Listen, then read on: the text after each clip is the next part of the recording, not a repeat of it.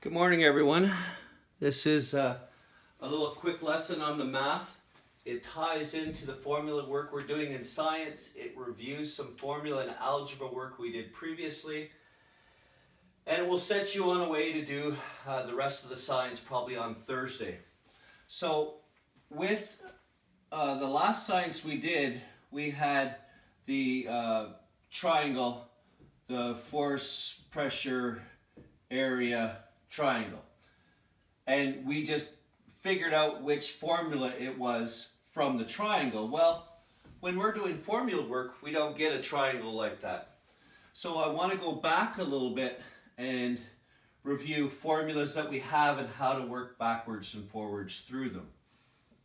If we were going to do like the area of a rectangle, hopefully we remember that it's length times width.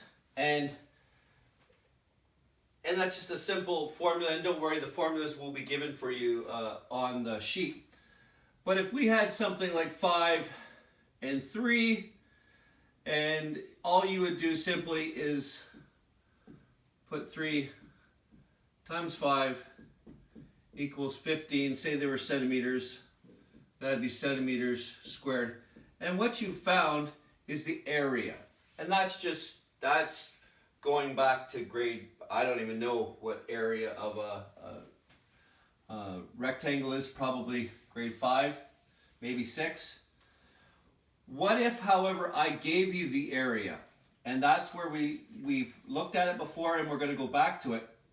If I told you the area was something like 36, and this was 12, and I didn't tell you the width. Now we want to do this using algebra and manipulating our formulas. So we always start with the formula, and then you substitute what you know. The area is 36, the length we don't know, and the width is 12. If we want to isolate for L, because we want to figure out what the length is, we have to get rid of whatever's over there. And you do that, remember, by doing the opposite operation. And you can see multiplication is the operation we're doing. So in order to figure out what L is, we have to do the opposite of multiplication, and that's division. And you do it to both sides. Those cross out, and we find out the length would be 3. Again, if there were units, length is 3 centimeters. That's the kind of math we're going to do today. We're going to go backwards and frontwards through your work. If we had a circumference formula equals pi d, and I might as well take the time. We know that pi equals 3.14, and if I told you the diameter was 6, we could simply substitute it going this way. And I don't have a calculator on me, guys, so I'm just going to pretend I did this right. 3 times 6 is 18, 42, 18.42. I might be off a little bit there. And again, centimeters. That's the circumference by just plugging in the data.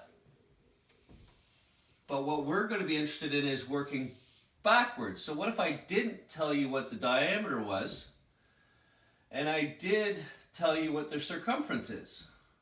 Say the circumference is 31.4.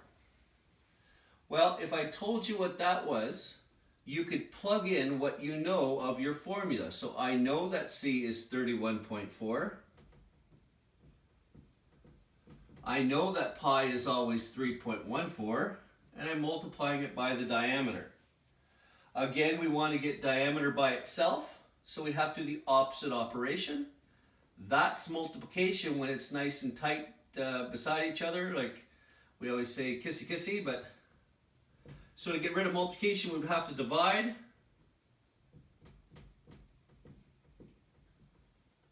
Diameter would be equal to 10. And now you can see why I use that number. I have no calculator on me, but I needed to be able to finish the question. So that's what your math is today, guys. And I don't know if we'll be doing any math tomorrow. So take your time. There are quite a few questions, but that's how big they are. So they're not very long math. We're going to work forwards and backwards through the formula in anticipation for more science area force pressure questions next time, probably Thursday. As always, text me if you're having a problem, and we can take a look at it together. Thank you.